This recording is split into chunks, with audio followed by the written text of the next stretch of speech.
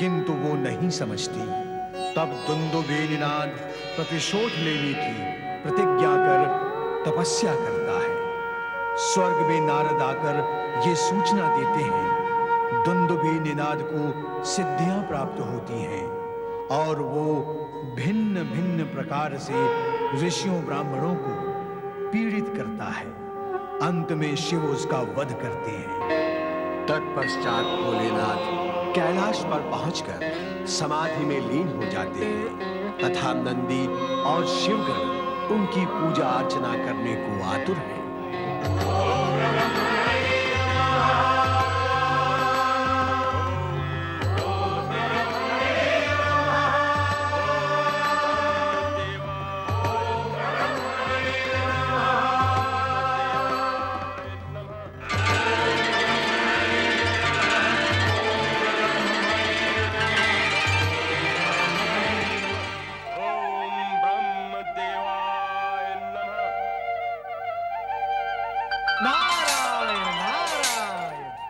परमपिता, अपने पुत्र नारद का प्रणाम स्वीकार करें। आओ नारद। परमपिता, गंभीर विचार में डूबे हुए हैं, इसलिए अपने भक्त अंधक की पुकार सुन नहीं पा रहे हैं आप। वो आपको कब से पुकार रहा है। हम असमंजस में हैं नारद। दुविधा के कारण कुछ निर्णय नहीं ले पा रहे हैं। दुविधा? कैसी दुविधा?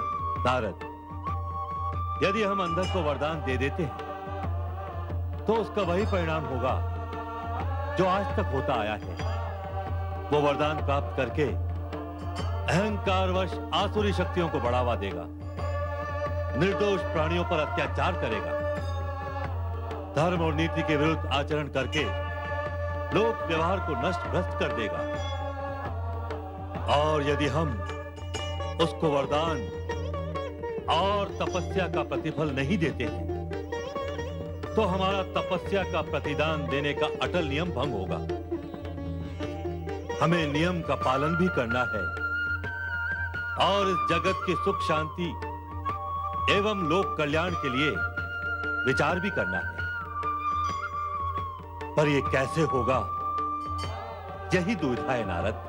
नारायण नारायण, आप तो सृष्टि के रचयिता हैं, विधाता है, परम पिता है। भूत भविष्य वर्तमान आपके सम्मुख स्पष्ट है, फिर आपको दुविधा कैसी? आपके लिए मार्ग निकालना क्या कठिन है? नारद, हमारे सम्मुख इस सत्य के दो पक्ष सामने आते हैं। किसी भी एक पक्ष को स्वीकार करने से दूसरे पक्ष की हानि होती है, जो कि हमारा कर्म व धर्म नहीं है। यही दुविधा है नारद।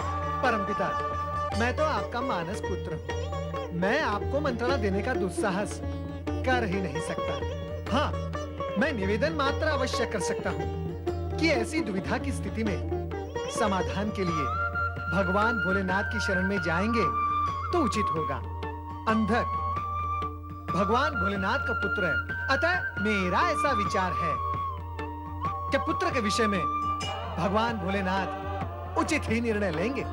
ऐसा प्रतीत होता है कि तुम्हारा परामर्श उचित है नारद। अब भविष्य में कभी भी मुझ पर ऐसी दुविधा आएगी तो मैं तुमसे ही परामर्श लूंगा नारद। नारायण नारायण, अब आप मुझे लज्जित क्यों कर रहे हैं परमपिता? मैं भला आपको क्या परामर्श दे सकता हूँ? मैं तीनों लोकों में भ्रमण करता हूँ, इसलिए कुछ सत्य समेट लेता हूँ, उन्हीं के आधार पर कुछ आंकड़े प्रस्तुत कर देता हूँ। नारायण नारायण। माता पार्वती की जय, माता पार्वती की जय, माता पार्वती की जय। श्री शैल पर्वत से लौट आई देवी। हाँ स्वामी, लौटना तो था ही। कैसा है हमारा पुत्र कार्तिकेय? कुशल है? जो सदा भक्ति में लीन होकर दूसरों की कुशलता का चिंतन करता हो, स्वयं उसकी कुशलता तो निश्चित ही है स्वामी। और क्या चर्चा हुई पुत्र से? जो भी हुई उसी को लेकर आपसे चर्चा करनी है। हमसे? हमसे कैसी चर्चा? आप हर अमावस्या को यहाँ किसी को बताए बिना वहाँ कार्तिकेय से मिलने चले जाते हैं, तो कार्तिकेय ने हमारे वहां जाने की चर्चा भी तुमसे की है। बिना बताए जाने और पहुंच के मिलने का आनंद भी अद्भुत होता है देवी। किसी को प्रतीक्षा भी नहीं करनी पड़ती। अब ये कहूं कि लौटते समय अपने प्रिय पुत्र गणेश और पुत्रवधुओं से मिलकर आई हो अथवा नहीं। इच्छा तो बहुत थी उनसे मिलने की, किंतु कहीं विलंब ना हो जाए, इसलिए आपके भय से शीघ्र ही बिना मिले चली आई। हमारा भय? हमसे तुम्हें कब से भय होने लगा?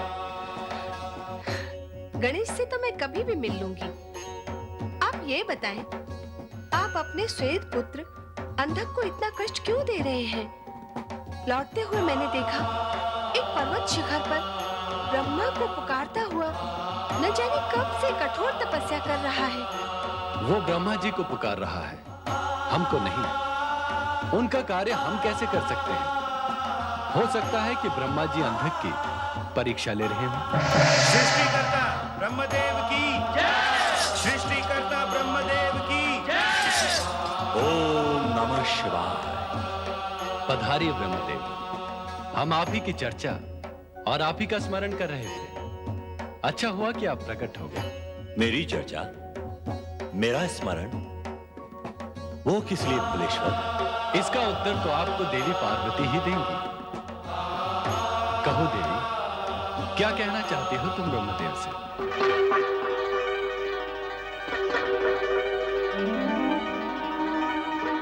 देवी पार्वती को आपके आराधक अंधक की चिंता हो रही है। आप ही इनकी जिज्ञासा का समाधान करें। मैं समाधान कैसे करूंगा देवेश्वर? मैं तो स्वयं समाधान के लिए यहां उपस्थित हुआ हूं। कृपा करके मुझे बताएं कि अंधक की तपस्या के उत्तर में मुझे क्या करना चाहिए? उसे वरदान देने अथवा न देने, इन दोनों स्थितियों के परिणाम से भी आप परिचित हैं। तो ऐसी स्थिति में किया क्या जाए? परिणाम के भय से नीति और धर्म की मर्यादा तो भंग नहीं की जा सकती ब्रह्मदेव। जो प्राणी आराधना सहित तपस्या कर रहा है, उसे वरदान देना त्रिदेवों का कर्तव्य है। आप चाहते हुए भी अंधक को वरदान देने से बच नहीं सकते। वो आपकी तपस्या कर रहा है। आपसे वरदान प्राप्त करना उसका अधिकार है और उसे वरदान देना आपका कर्तव्य। देवेश्वर, मैंने इस विषय पर गंभीरता से विचार किया है। मुझे भी यही प्रतीत होता है कि उसे वरदान तो देना ही होगा, किंतु अत्यंत सावधानी के साथ। मैं आपसे यही जानना चाहता हूं कि मुझे किस प्रकार की सावधानी का निर्वाह करना चाहिए। कारण कि अंधक के जन्म का संबंध आपसे है, इसलिए मैं आपके परामर्श के अनुसार ही उसे वरदान दे सकूंगा। अंधक से हमारे संबंध पर विचार कर आपने अपनी सौम्यता का परिचय दिया है, किंतु ब्रह्मदेव, हम एक कटु सत्य को स्पष्ट कर देना चाहते हैं कि हमने अंधक को सदा के लिए हिरण्याक्ष को सौंप दिया था और तब से हमारा उससे संबंध समाप्त हो गया है और वो आसुरी वृत्ति के वश में हो गया है। उसकी कठोर तपस्या भी आसुरी प्रवृत्ति का ही परिणाम है और उसकी सफलता भी आसुरी परिणाम ही प्रकट करेगी। ऐसी स्थिति में आप उसकी बुद्धि को विकृत करके उसी से वरदान मांगने को कहें और उसी के वरदान में उसकी मृत्यु का मार्ग भी निश्चित कर दें। आपने मुझे दुविधा से उबार लिया देवेश्वर। अब मैं आपके परामर्श के अनुसार ही व्यवहार करूंगा।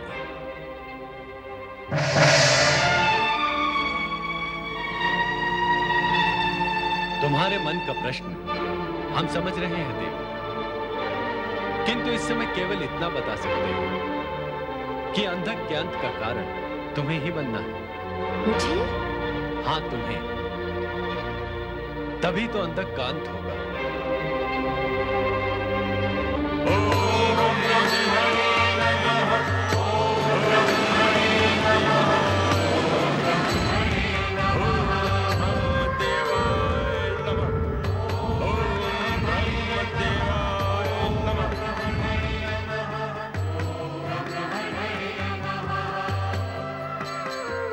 से पुकार रहा हूं मैं ब्रह्मदेव, कब से पुकार रहा हूं मैं। क्या आप मेरी पुकार नहीं सुनेंगे? सुन रहे हैं ना आप ब्रह्मदेव? मेरा आह्वान यदि आपने नहीं सुना तो मेरी चेतावनी ही सुने। यदि आपने दर्शन देकर मेरी तपस्या सफल नहीं की तो मैं अग्नि का आवाहन कर स्वयं को अग्नि में भस्म कर देता हूं। दानव श्रेष्ठ अंधकासुर, कौन बोला? कौन बोला? ब्रह्मदेव आप आ गए? हाँ अंधक, हम तुम्हारी घोर तपस्या से प्रसन्न हुए। जगत की अति दुर्लभ वस्तु जिसकी तुम्हें इच्छा हो हमसे मांग लो। आपने मेरी पुकार सुन ली? अच्छा किया आप आ गए और मुझे आत्मदाह से बचा लिया। वरदान मांगो अंधक। ब्रह्मदेव, हिरण्याक्ष का पुत्र होने के नाते असुर साम्राज्य पर मेरा अधिकार है, जिसे विष्णु की सहायता से दुष्ट प्रहलाद ने मुझसे छीन लिया है। मुझे वरदान दे ब्रह्मदेव कि जगत के सारे दैत्य मेरे सेवक हो जाएं, मुझ अंधक को दिव्य चक्षु प्राप्त हो। ब्रह्मदेव, स्वर्ग सम्राट इंद्र और देवता मेरे करदाता बन जाएं। देवता, दैत्य, गंधर्व, यक्ष, नाग, मनुष्य, दैत्य शत्रु विष्णु, सर्वमयी शंकर तथा अन्य किसी भी प्राणी के हाथों मेरी मृत्यु ना हो पाए।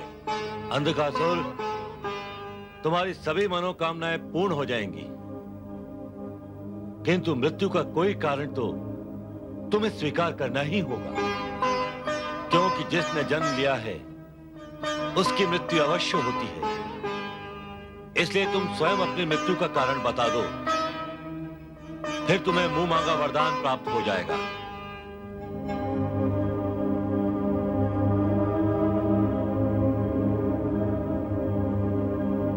ब्रह्मदेव, जब मेरा जन्म हुआ है तो मेरी जननी भी अवश्य ही रही होगी। यदि असुर भाव के कारण मेरे मन में उसके प्रति काम भाव उत्पन्न हो जाए तभी मेरा नाश संभव हो। मैं तो ऐसा असंभव वरदान चाहता हूं जिससे मेरी मृत्यु असंभव हो जाए।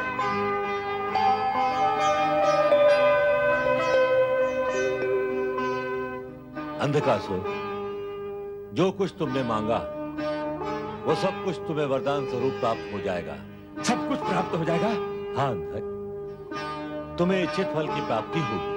अर्थात मुझे दृष्टि भी प्राप्त हो जाएगी? अवश्य।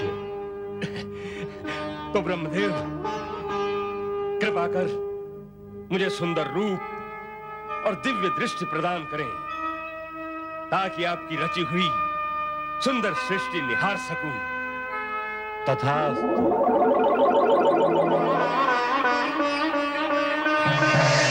मैं देख सकता हूं, मैं देख सकता हूं।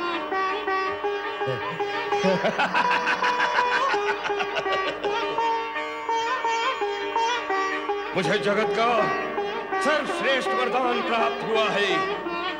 अब सारा जगत मेरे अधीन होगा। मैं दैत्य शक्ति का ध्वज तीनों लोकों में फहराऊंगा।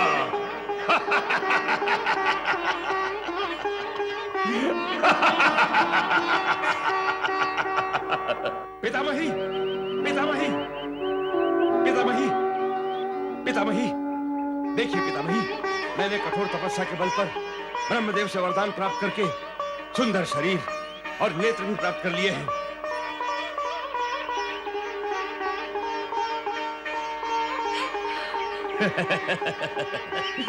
अब मुझे दैत्यों का गौरव बढ़ाने से कोई नहीं रोक सकेगा। ब्रह्मदेव ने मुझे इच्छित वरदान दिए हैं।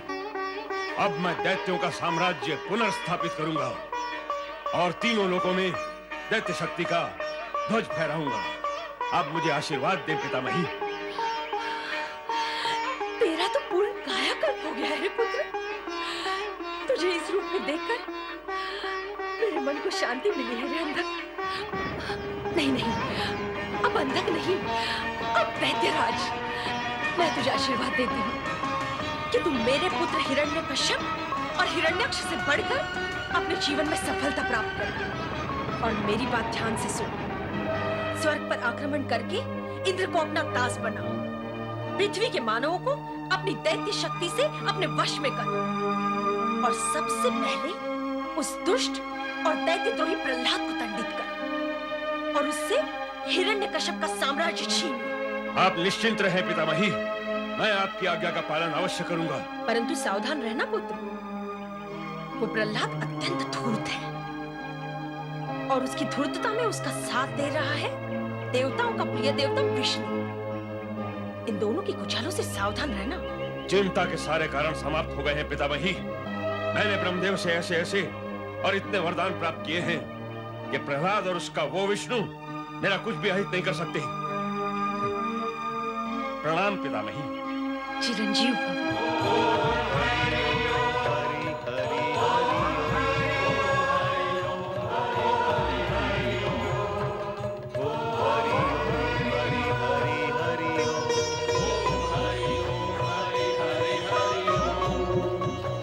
सभासदों, परम प्रभु श्री हरि की असीम कृपा से और आप सबकी दी हुई सूचना के अनुसार आज हमारे राज्य की प्रजा सुखी और संतुष्ट है।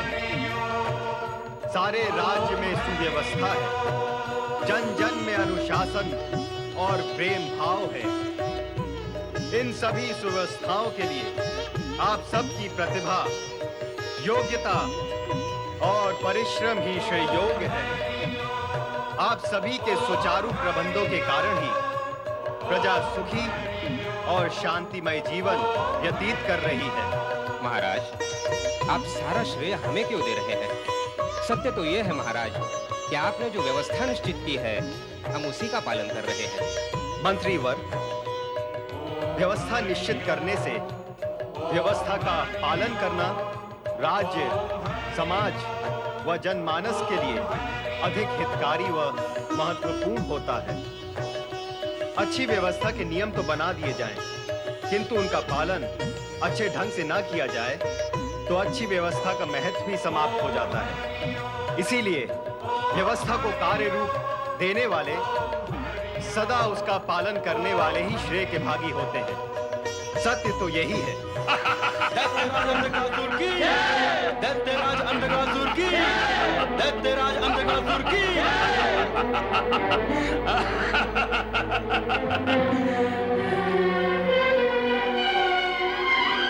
सत्य तो ये भी है प्रहलाद कि तुमने अपनी जाति के साथ द्रोह करके तथा विष्णु भक्ति का चलन प्रारंभ करके दैत्य जाति को हानि पहुंचाई है। दैत्यों के विरुद्ध देवताओं के पक्ष में कार्य करने वाले कुल कलंक, मैं आ गया हूं दैत्य साम्राज्य की व्यवस्था करने के लिए। अब मैं दैत्य जाति की विजय पताका तीनों लोगों में फहराऊंगा। आया हूं दैत्य साम्राज्य की व्यवस्था करने के लिए। अब मैं दैत्य जाति की विजय पताका तीनों लोगों में फहराऊंगा। इसलिए तू भी दैत्य नीति अपना और मेरा सहायक बन और मेरा साथ दे। तुम्हारे क्रोध, दैत्य जाति, साम्राज्य और विजय की चर्चा तो हम करते ही रहेंगे मेरे अंधक भैया। तुम तो पहले ये बताओ कि कामदेव से उसका ये रूप कब छीन लाए? अचानक इतना घोर परिवर्तन कब और कैसे हुआ? यह परिवर्तन नहीं है, मेरा मूल रूप है। इससे पहले मैं अंधा था, दैत्यों के गुणों से अनभिज्ञ था, किंतु अब मुझे दिव्य दृष्टि प्राप्त हो चुकी है। अब मैं देख रहा हूं कि मेरे प्रयत्न से दैत्यों की शक्ति का चरम सीमा तक विकास होगा। अब तक तुमने जो विष्णु की भक्ति करके दैत्यों के विरुद्ध षड्यंत्र किया है, उसके लिए तो प्राणदंड भी कम है। किंतु तुम मेरे चचेरे भाई हो, इसलिए मैं तुम्हें क्षमा करता हूं। अब तुम्हारे लिए केवल एक ही मार्ग है कि तुम मेरे सहायक बनो और मेरा साथ दो। नहीं, कदापि नहीं। मैं दैत्य शक्ति का साथ नहीं दे सकता।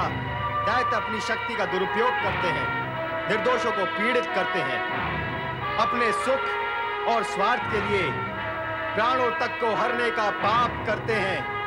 दैत्य दूसरों को दुखी करके स्वयं सुखी होना चाहते हैं। नहीं, मैं धर्म और भक्ति के मार्ग को त्याग के तुम्हारा साथ कदापि नहीं दूंगा अंधक।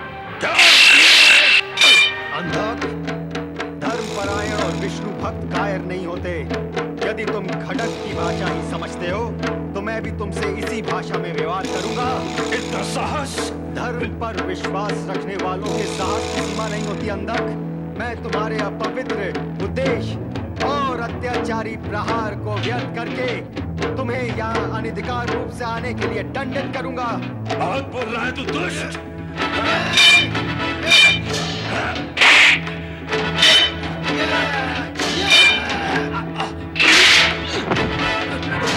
क्या पराक्रम और शौर्य पर तुम्हारा अकेले का ही अधिकार है? बोलो, बोलो कि मुझे चचेरे भाई के साथ कैसा व्यवहार करना चाहिए? हाँ? प्रहलाद, तुम तो धर्म और नीति के पालक हो, भक्ति करते हो। क्या अपने चचेरे भाई का वध करना तुम्हें शोभा देगा? और तुम्हें शोभा देता है अपने भाई पर प्रहार करना? देता ही होगा। दैत्यवृत्ति के जो ठहरे, अनाचार और अत्याचार नहीं करोगे तो दैत्यवृत्ति का विनाश ना हो जाएगा।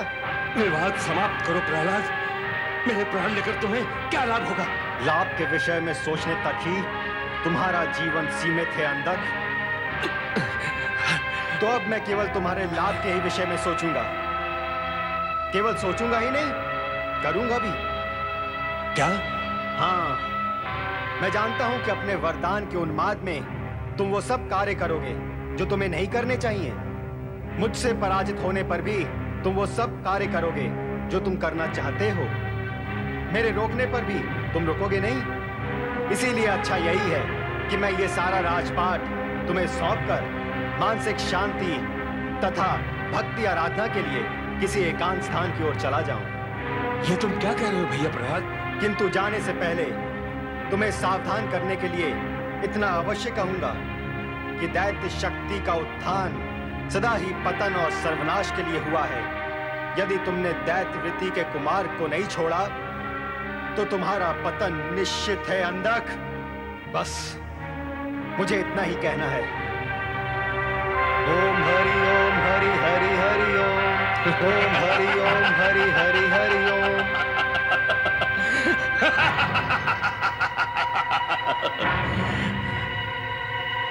अच्छा हुआ जीवित बचकर भाग गया।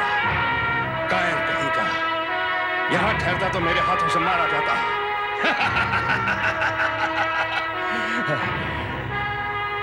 अरे दुष्टो, मेरा मुंह क्या देख रहे हो?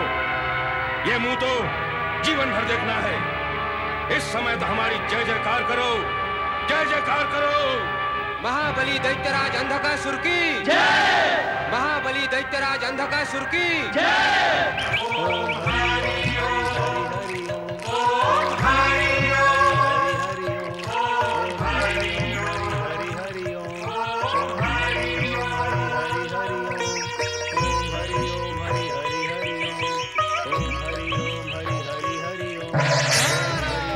नारायण नारायण नारायण। देव ऋषि नारद, प्रहलाद का विनम्र प्रणाम स्वीकार करें देव ऋषि। सदा कल्याण भव। किंतु प्रहलाद, इस तपस्वी वेश में इस वन में कहां भटक रहे हो? सब कुशल मंगल तो है? हाँ देव ऋषि, सब कुशल है। मुझे तो नहीं लगता प्रहलाद। अच्छा ये बताओ, इस समय कहां जा रहे हो? गुरुवर, मैं दैत्यों का राजपाट दैत्य अंधकासुर को सौंपकर विष्णु भक्ति तथा मानसिक शांति के लिए किसी ऐसे स्थान की ओर जा रहा हूं जहां दैत्यों के कुकृत्यों की छाया भी ना पड़ सके देव ऋषि। सज्जन सदा चंदन को अपनाते हैं और दुर्जन बबूल को। नारायण नारायण। तुम जैसे भक्त के लिए यही शोभनीय है प्रहलाद कि तुम श्री हरि विष्णु की भक्ति में प्रवृत्त हो जाओ। वैसे सत्य यह भी है कि अब अंधकासुर का अंत समीप है। सावधान तो मैंने भी किया है उसे, चेतावनी भी दी है देव ऋषि। मेरी इच्छा है कि विधाता उसे सुबुद्धि दे। तुम जैसे सज्जन और सत्पुरुष सदा दूसरों के हित का विचारते हैं, किंतु दुर्जन और अहंकारी स्वयं अपना ही हित विचारने से चूक जाते हैं। ये अंधकासुर उन्हीं में से एक है। यह भगवान भोलेनाथ के श्वेत से उत्पन्न हुआ है और इसका अंत भी भगवान भोलेनाथ के हाथों ही होगा। अब मृत्यु से पूर्व वो क्या-क्या उद्दंडता करता है, ये तो भगवान भोलेनाथ ही जाने। हाँ, उनकी माया को कौन जान सकता है देवऋषि? प्रहलाद, तुम तो श्री हरि विष्णु के परम प्रिय भक्त हो। उनकी कृपा छाया बनकर तुम्हारे साथ रहेगी। निकट भविष्य में शीघ्र ही तुम पूर्ण गौरव प्राप्त कर सकोगे। मुझे गौरव की इच्छा नहीं देवऋषि। मैं तो केवल भगवान विष्णु की कृपा और आपके आशीर्वाद का इच्छुक हूँ। आपने जो मेरा मार्गदर्शन किया, उसके लिए मैं आपका सदैव आभारी रहूंगा देवऋषि। तुम्हारा कल्याण ही कल्याण होगा।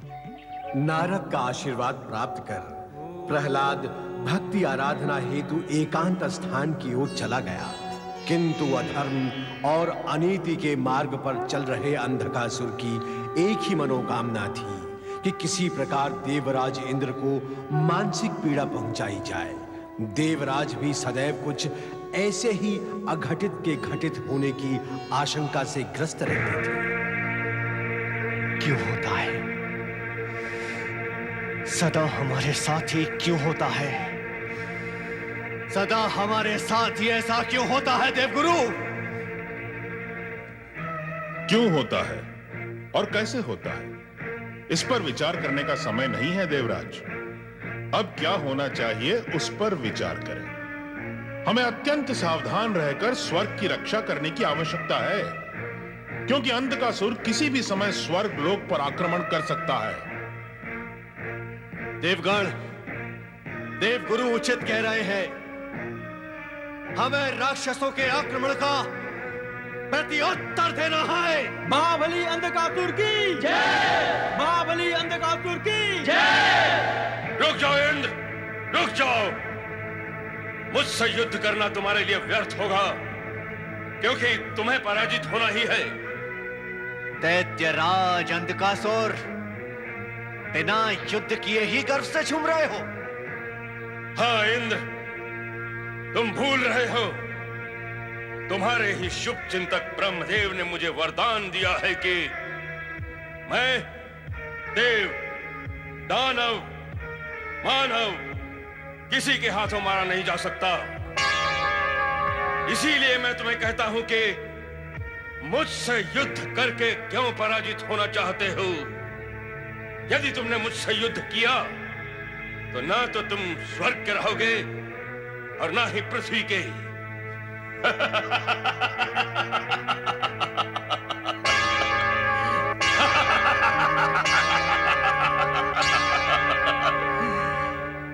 सुना है इंद्र कि स्वर्ग में सुंदर अप्सराएं रहती हैं।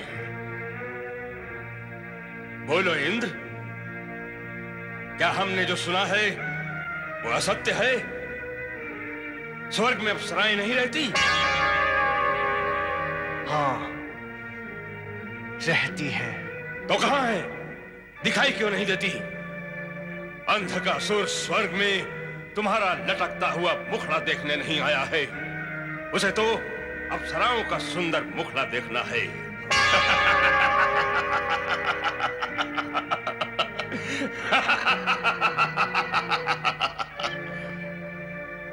सुना है इंद्र, तुमने इस स्वर्ग में रहकर बहुत सुख भोगा है। जिस सुख को तुमने भोगा है, क्या अन्य कोई उसे भोगने की इच्छा नहीं कर सकता? और अब जब स्वर्ग पर तुम्हारा अधिकार नहीं है, तो उस सुख के न रहने पर तुम दुखी हो। किंतु इस स्वर्ग पर अधिकार प्राप्त कर लेने के पश्चात यदि हमें वो सुख प्राप्त नहीं हुआ तो हम दुखी हो जाएंगे। यदि हम दुखी हो गए तो तुम भी सुखी और सुरक्षित नहीं रह पाओगे। हाँ इंद्रदेव, इसलिए हम दोनों में हित की बात यही है कि अब तुम जाओ और अप्सराओं को बुलवाओ। असुरराज, अपनी वाणी को विराम दो। देवराज, जब असुरराज स्वयं युद्ध टालना चाहते हैं तो आप उनके साथ सहयोग करें। जैसी आपकी आज्ञा गुरुदेव। तो सुनो इंद्र, अब इस स्वर्ग सभा में अप्सराओं के साथ केवल 2 प्राणी रहेंगे, इंद्र और महाबली अंधकासुर। तुम सब जाओ।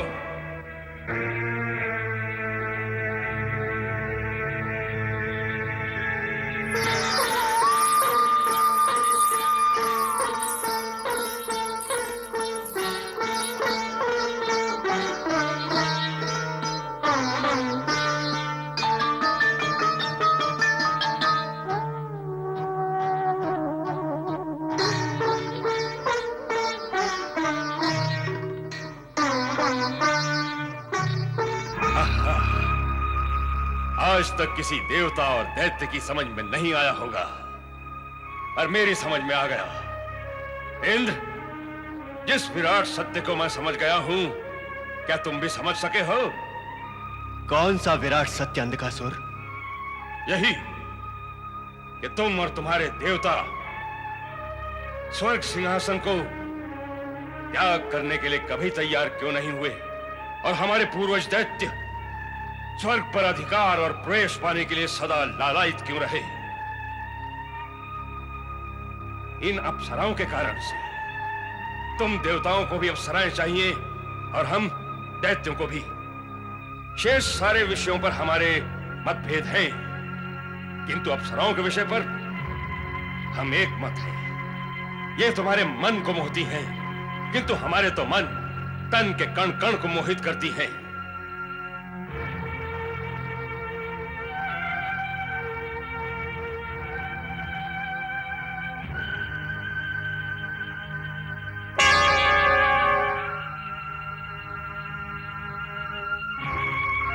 तुम तो साक्षात लहराता हुआ सागर हो।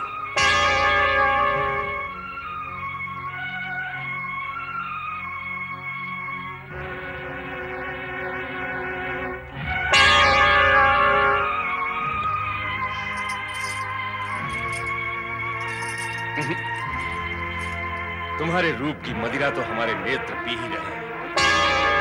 ये मृग जैसे नयन, ये लता के समान झूमती तुम्हारी ग्रीवा, इन्हें देखने के पश्चात अन्य किसी मदिरा की आवश्यकता ही नहीं रह जाती।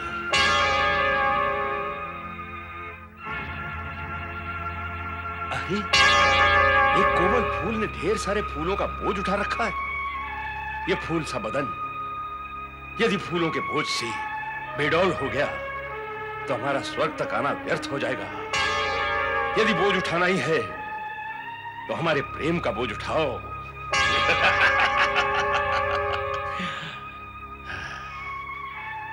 सुंदरी, तुम्हारी इस कंचन काया को देखकर इन फलों की ओर देखने की इच्छा ही नहीं करती।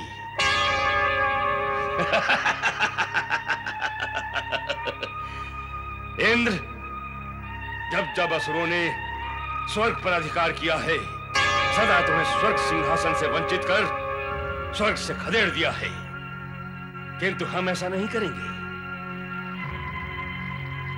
परंतु ऐसा करने के लिए इंद्र, तुम्हें हमारी दास्ता स्वीकार करनी होगी। जिस प्रकार सम्राट के अधीन राजा सम्राट को कर चुकाता है, उसी प्रकार तुम्हें भी हमारा करदाता बनना होगा। तुम किस कर की बात कर रहे हो अंधकासुर?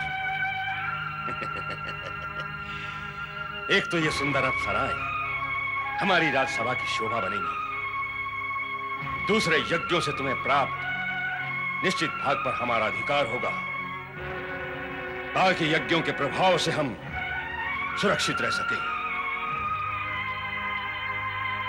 क्या सोच रहे हो? यही कि इसके लिए मुझे देवगुरु बृहस्पति व देव परिषद से विचार विनिमय करना होगा। अंधक किसी को सोच विचार करने का समय नहीं देता। सोच विचार करने का अर्थ है कि जो हमने कहा है वो तुम्हें उचित नहीं लगा। यदि ऐसा है तो हम तुम्हें तुरंत बंदी बनाकर पृथ्वी के बंदी गृह में डाल देंगे और स्वयं स्वर्ग सिंहासन पर आसीन हो जाएंगे। हमारी बात ध्यान से सुनो इंद्र।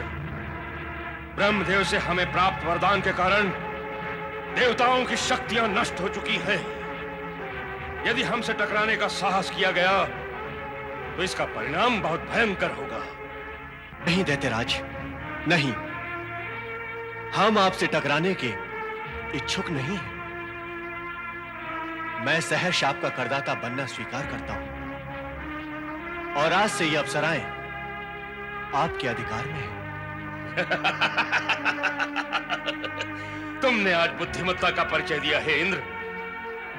आज से ये सभी अप्सराएं हमारी दास्ता में रहेंगी।